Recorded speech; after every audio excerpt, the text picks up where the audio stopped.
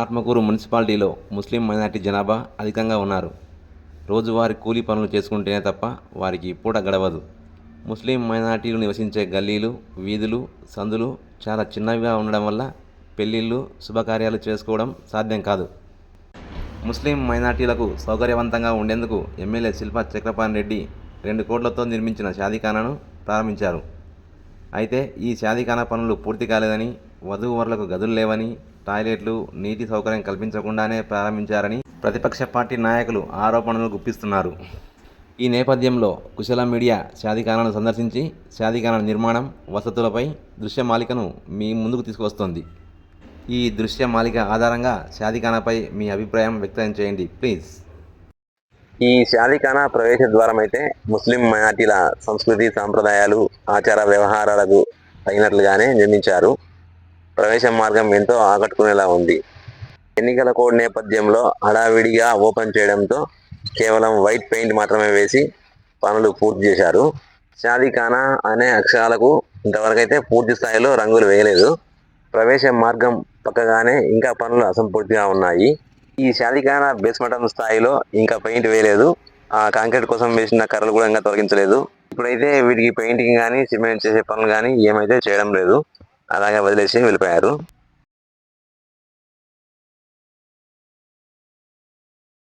ఆడ మౌలిక వసతులు అనేది లేవు. మరుగుదొడ్లు లేవు, పెళ్లి వధువరులకు ప్రత్యేకంగా రూమ్లు లేవు, వాటర్ సౌకర్యం లేదు, ఎటువంటి వంట సామాగ్రి కూడా లేదు. ఇందుకు ఎట్లయితుంది? పెళ్లి చేసుకోవాలంటే అన్ని రకాల వసతులు కల్పిస్తున్నాయి. ఏదో ఎలక్షన్ స్టంట్ కోసము హడావుడిగా చేస్తున్నారు, కానీ ఆడ పెళ్లి చేసుకునే ఒక్క సౌకర్యం కూడా లేదు.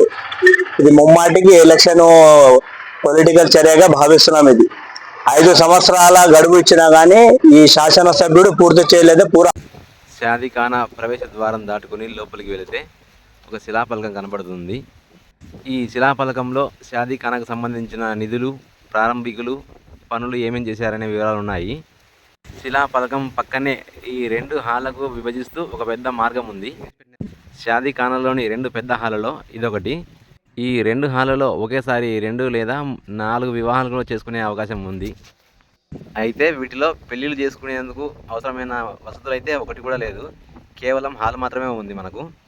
అంటే వధూవరులకు ఇద్దరికి సపరేట్గా గదులు అంటూ లేవు. కేవలం హాల్ మాత్రమే ఉంది. పెళ్ళికి రెడీ అవ్వడానికి, అలంకరించుకోవడానికి, దుస్తులు మార్చుకునేందుకు కానీ ఇలాంటి ప్రత్యేక సదుపాయాలు అయితే లేవు. ఇక్కడ అంతా ఓపెన్ ప్లేస్ ఉంది అన్నమాట. ఈ 2 హాళ్ళలో ఇది ఇంకొక హాలు. ఇక్కడ ఓపెనింగ్ సందర్భంగా ఒక స్టేజ్ అయితే కట్టారు. మిగతా అంతా అట్లనే వదిలేశారు. కనీసం కిటికీలు కూడా లేవు. వర్షం కురిస్తే వలిపిరి లోపలికి వచ్చే అవకాశం ఉంది. ఎన్నికలు కూడా వస్తుందంటూ హడావిడిగా ప్రారంభించారు తప్ప పెళ్ళిళ్ళు చేసుకునే పరిస్థితి లేదు. ఈ షాదీఖానా వెనక భాగంలో మాత్రం అంతా అపరిశుభ్రంగానే ఉంది. పెద్ద పెద్ద రాళ్ళు అలాగే పడి ఉన్నాయి. ఒక పెద్ద గుంత ఉంది. ఈ గుంతలో సిమెంట్ సంచులు, కాగితాలు, ప్లాస్టిక్ వేవులు అలాగే పడి ఉన్నాయి. ఓపెనింగ్ రోజున మాత్రం కొంచెం మురుసు తోలించి అక్కడక్కడ క్లీన్ చేశారు. ఇదిగో ఇక్కడ కనబడుతున్న ఈ గది పాత షాదీఖానాకు సంబంధించినదే. ఇందులో గతంలో వంటలు చేసేవారు అన్నమాట. షాదీఖానా ఓపెనింగ్ వరకు ముమ్మరంగా జరిగిన పనులు ప్రస్తుతం అయితే జరగడం లేదు. ఎక్కడి వ్యర్థాలు అక్కడే పడి ఉన్నాయి. ఈ వెనక వైపు ప్రాంతంలోనే బహుశా వంటగది నిర్మించే అవకాశం ఉంది. ఎందుకంటే కుళాయిలు అందుబాటులో ఉన్నాయి, స్థలం కూడా బాగా ఉంది కాబట్టి ఇక్కడే కడతారని అనుకుంటున్నాను. ఆత్మకూరు పట్టణంలో మా జనాభా ముస్లిం జనాభా ఎక్కువ ఉంది. దాని ప్రకారం గత ప్రభుత్వంలో మా మాజీ ఎమ్మెల్యే బుర్రా శెట్టి గారు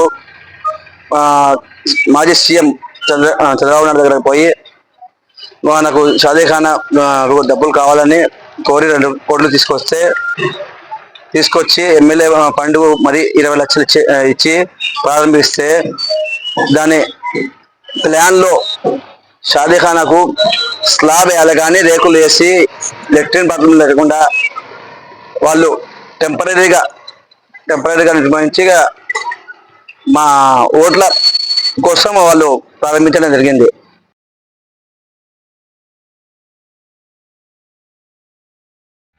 ఈ షాదీఖానాలో అయితే కరెంటు పనులు కూడా ఇంకా అసంపూర్తిగానే ఉన్నాయి. ప్రవేశ ద్వారంలో కూడా లైట్ల కోసం వేసిన పైపులు కూడా మనకు కనబడుతున్నాయి. 2 హాళ్లలో ట్యూబ్ లైట్లు వేసి వదిలిపెట్టారు తప్ప రాత్రిపూట అయితే షాదీఖానా మొత్తం చీకటిమయంగా ఉంటుంది. ఈ షాదీఖానాలో ఒక బోర్ అయితే వేసినారు, కానీ ఇక్కడ నుంచి కుళాయిలకైతే సపరేట్గా పైప్ లైన్ అయితే ఇంతవరకు అమర్చలేదు. తాత్కాలికంగా అయితే బోరు నుంచి పైపు పెట్టుకొని నీళ్లు వాడుకుంటున్నారు.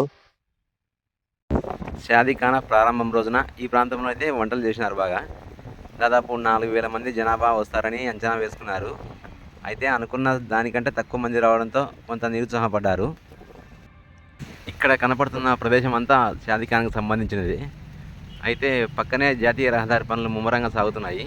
ఈ ఖాళీ స్థలంలో సగం కన్నా ఎక్కువ భాగం జాతీయ రహదారిలో పోయే అవకాశం ఉంది.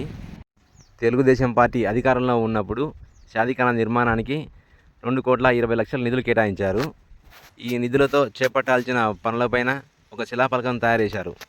కొత్త షాదీఖానా నిర్మాణ సమయంలో శిలాఫలకాన్ని కూల్చివేయడంతో టీడీపీ నాయకులు అభ్యంతరం వ్యక్తం చేశారు.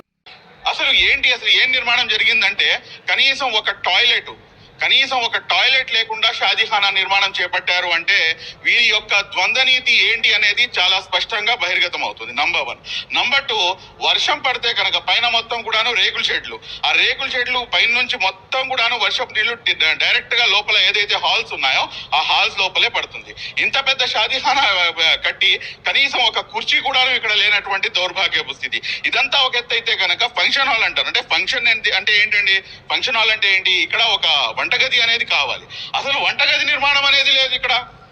ఇన్ని సంవత్సరాలు గుర్తుకు రానటువంటి మీ యొక్క ఎమ్మెల్యే పదవి ఆల్ ఆఫ్ సడన్ గా ఇప్పుడు ఎందుకు గుర్తుకొచ్చిందంటే శిల్పా గారికి మరలా ఇక్కడ నుంచి నేను ఎన్నిక కాబడాలి, మరలా ముస్లింలకు నేను ఏదైతే నా యొక్క డబుల్ స్టాండర్డ్స్ ఉన్నాయో, నా యొక్క ఏదైతే ద్వంద్వ నీతి ఉందో ఆ ద్వంద్వ నీతిని ప్రదర్శించి నేను ఇక్కడ గుంపెగత్తుగా ఏ రకంగా అయితే 2019లో ఓట్లను గల్లంతు చేసుకున్నారో, గుంపెగత్తుగా ఓట్లు వేయించుకున్నారో, అదే విధంగా మరలా ఓట్లు సాధించాలి అని చెప్పేసి ఒక కుటీల రాజకీయంతో ఈ యొక్క పని ఇంత ఆర్భాటంగా తొందరగా ఈ పని చేశారు.